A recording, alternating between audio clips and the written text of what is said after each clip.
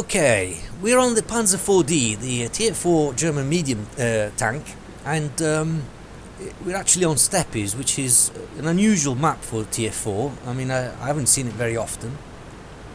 What I also find unusual about this map is the fact that despite it looks like the desert, it is considered as a summer map when it comes to camouflage. Well, whatever. Anyway, normally on this map, when I'm on upper tiers, especially on heavy tanks, I tend to go there and kind of brawl in that corner there.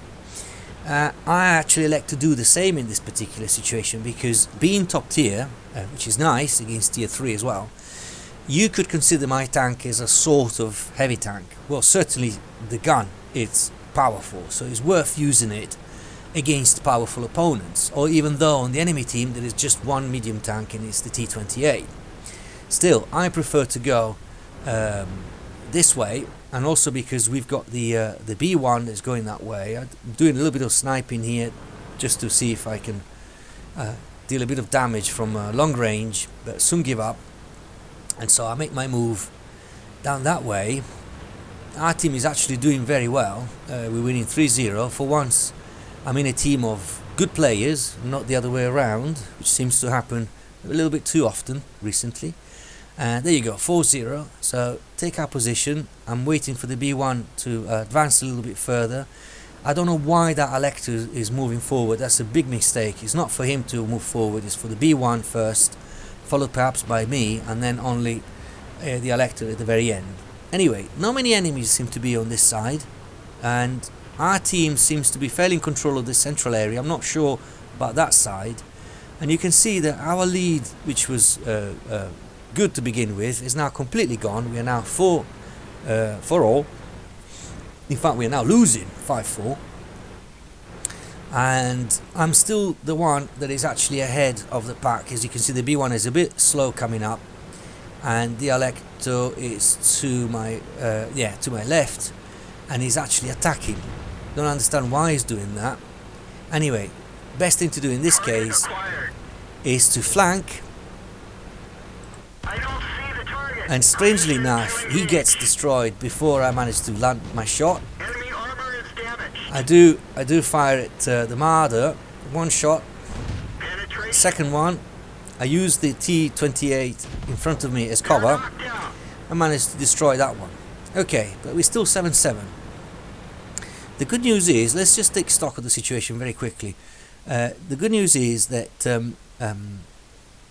our team is defending the base very well.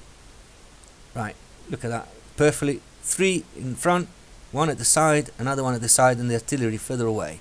So actually away from the enemy, although there's a chance that any enemy that might be moving down this side could actually come across the artillery, but I find that less likely.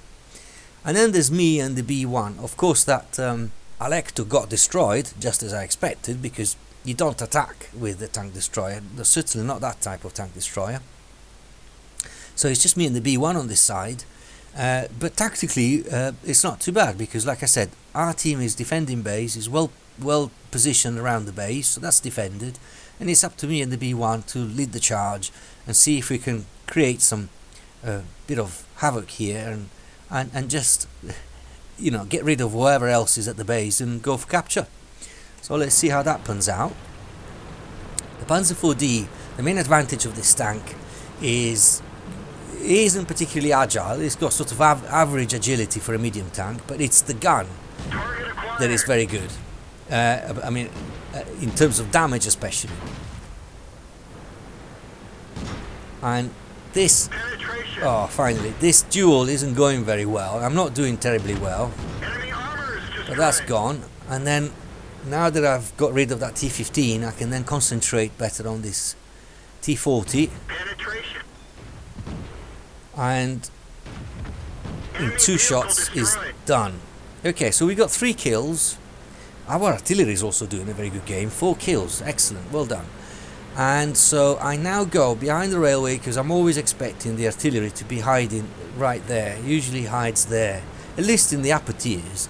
But these being low tiers, well, things could be different. And in fact, there's a Valentine there. And so what I do, I actually go and take position behind this house, right there, because that is in case, just in case the artillery is anywhere there. I've got the house to protect me. Enemy armor is damaged.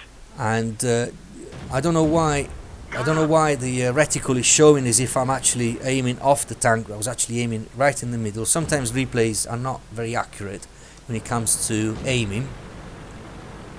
And now we've got this Lux that's kind of coming to defend the base. I don't understand what he can do against a medium tank, and especially a heavy tank, considering that he's probably very likely to have the autoloader, which takes 15 seconds to reload, so it's not going to be able to do much damage.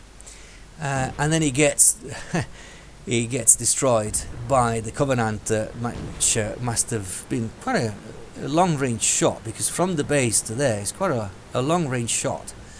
Well, anyway, okay, this is even better, and there's the artillery, which is where I expected it to be, and should be dead soon, and it is.